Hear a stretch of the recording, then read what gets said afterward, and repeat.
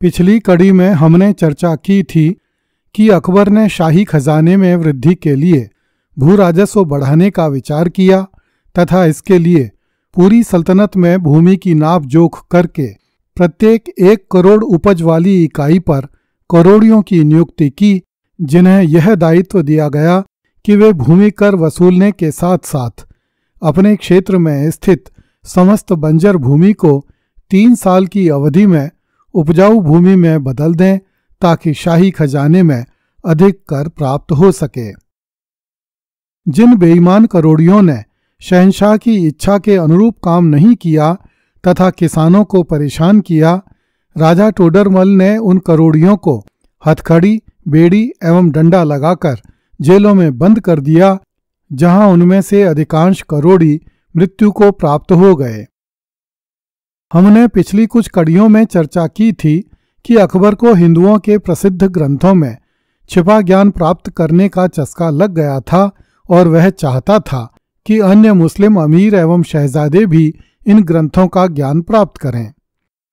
इसलिए अकबर ने महाभारत आदि कुछ ग्रंथों का फारसी में अनुवाद करवाया, जिनकी चित्रित प्रतियों को अकबर के अमीरों ने बड़ी ऊंची कीमत देकर खरीदा। जब इन पुस्तकों को लोकप्रियता मिलने लगी तो अकबर ने मुल्ला अब्दुल कादिर बदायूनी को निर्देश दिए कि वह सिंहासन बत्तीसी का फारसी में अनुवाद करके बादशाह की सेवा में प्रस्तुत करे। बदायूनी की सहायता के लिए एक हिंदू विद्वान को भी नियुक्त किया गया ताकि वह बदायूनी को सिंहासन बत्तीसी के मर्म की जानकारी दे सके। इस ग्रंथ में उज्जैन के एक प्राचीन राजा विक्रमादित्य की बुद्धिमत्ता की 32 कहानियां लिखी गई हैं। हिंदुओं में मान्यता है कि ये कहानियां कपोल कल्पित नहीं हैं, अपितु सत्य घटनाओं पर आधारित हैं। हिंदुओं का यह भी मानना है कि उज्जैन का राजा विक्रमादित्य चमत्कारी एवं बुद्धिमान पुरुष था, जिसने अपनी प्रजा का धर्मपूर्वक पालन किया था। हिंदू प्रजा का मानना है कि सिंहासन बत्तीसी की कथाओं की घटनाएं राजा विक्रमादित्य के साथ वास्तव में घटित हुई थीं। कुछ लोग इस राजा विक्रमादित्य को ईसा की प्रथम शताब्दी में हुए उज्जैन का राजा शकारी विक्रमादित्य मानते हैं, जिसने अयोध्या जी में श्री राम जन्मभूमि मंदिर का निर्माण करवाया था तथा भारत भूमि को शकों से मुक्त करवाकर शकारी संवत चलाया था, जिसे अब शक संवत कहा जाता है। भारत सरकार आज भी इस शक संवत के कैलेंडर को मान्यता देती है। जब अकबर ने सिंहासन बत्तीसी की कथाओं को सुना तो वह राजा विक्रमादित्य से बहुत प्रभावित हुआ तथा उसने मुल्ला बदायूनी को आदेश दिया कि वह इस पुस्तक का फारसी में अनुवाद करे। मुल्ला अब्दुल कादिर बदायूनी ने सिंहासन बत्तीसी के फारसी अनुवाद का शीर्षक नामा-ए-खिराद अफ़ज़ा अर्थात बौद्धिक आनंद की पुस्तक रखा। जब अकबर ने इस पुस्तक के अनुवाद को पढ़ा तो अकबर बड़ा प्रसन्न हुआ। अकबर ने इस अनुवाद को अपने व्यक्तिगत पुस्तकालय में सम्मिलित कर लिया। मुल्ला अब्दुल कादिर बदायूनी लिखता है कि इन्हीं दिनों दक्षिण भारत से एक ब्राह्मण अकबर के दरबार में आया। उसका नाम पंडित भावन था। उसने हिंदू धर्म को छोड़कर इस्लाम ग्रहण कर लिया था।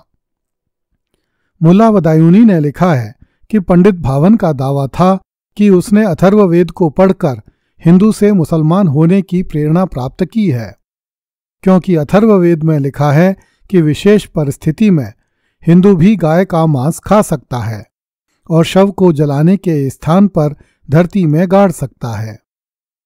भावन का दावा था कि अथर्ववेद में एक श्लोक है जिसमें यह कहा गया है कि यदि कोई व्यक्ति इस श्लोक को नहीं पढ़ेगा तो वह नहीं बचेगा। इस श्लोक में अल अक्षरों का बारंबार प्रयोग हुआ है। मुल्ला बदायूनी का मानना था कि यह श्लोक ला इलाहा इल्लल्लाह से मेल खाता है। इसी से भावन को हिंदू धर्म छोड़कर इस्लाम अपनाने की प्रेरणा मिली थी। वस्तुतः पंडित भावन ने अकबर की कृपा पाने के लिए हिंदू धर्म छोड़कर इस्लाम अपनाया था और अपनी तरफ से मनगढ़ंत बातें बनाकर अकबर और मुल्ला बदायूनी को सुनाई थीं। अकबर ने मुल्ला बदायूनी से कहा कि वह अथर्ववेद का फारसी में अनुवाद करे तथा इस कार्य में अथर्ववेद के विद्वान पंडित भावन की भी सहायता ले, जो कि अब मुसलमान हो गया था। मुल्ला बदायूनी लिखता है कि इस पुस्तक के बहुत से विचार इस्लाम के नियमों से मेल खाते हैं, किंतु मुल्ला बदायूनी को उसके बहुत से अंशों का फारसी में अनुवाद करने में कठिनाई आई। यहाँ तक कि पंडित भावन भी अथर्ववेद के उन अंशों के अर्थ नहीं बता सका। इससे स्पष्ट है कि पंडित भावन एक धूर्त व्यक्ति था। उसे अथर्ववेद का कुछ भी ज्ञान नहीं था। उसने अकबर को मूर्ख बनाकर पद, प्रतिष्ठा एवं धन ऐंठने के उद्देश्य से अथर्ववेद में एक ऐसी झूठी ऋचा घुसाने का असफल प्रयास किया था जिससे लगे कि अथर्ववेद में अल्लाह शब्द का उल्लेख किया गया है तथा जो कोई भी व्यक्ति इस ऋचा को नहीं पढ़ता है वह धरती पर जीवित नहीं बच सकता। जब मुल्ला बदायूनी ने अकबर को बताया कि मैं अथर्ववेद के कुछ अंश समझने में असमर्थ हूँ तथा पंडित भावन भी इस कार्य में मेरी सहायता नहीं कर पा रहा है, तो अकबर ने आदेश दिया कि इस कार्य में शेख फैजी तथा हाजी इब्राहिम की सहायता ली जाए। मुल्ला बदायूनी लिखता है कि हाजी इब्राहिम की बड़ी इच्छा थी कि वह अथर्ववेद के फारसी अनुवाद का काम करे, किंतु वह कुछ भी नहीं कर सका। इसी वर्ष अकबर की बुआ गुलबदन बेगम, जो हुमायूं की बहन तथा बाबर की पुत्री थी, हज करने के लिए आगरा से रवाना हुई।